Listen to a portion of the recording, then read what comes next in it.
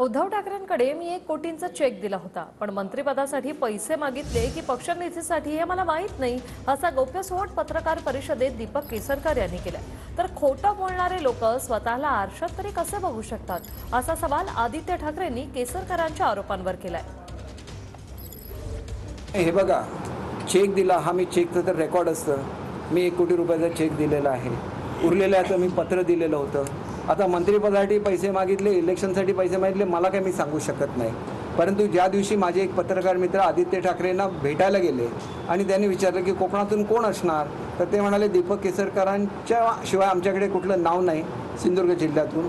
परंतु त्यांनी दिलेली कमिटमेंट पूर्ण केलेली नाही। याचा अर्थ काय होतो? कमिटमेंट म्हणजे काय? पैसे आगाऊ दिले पाहिजेत तर तुमचं मंत्रिपद। पक्षासाठी पैसे लागतात, ते चेकने देण्यामध्ये कुठलाही कमीपणा नाही आहे, अलाउड आहे ते चेकने द्यायला।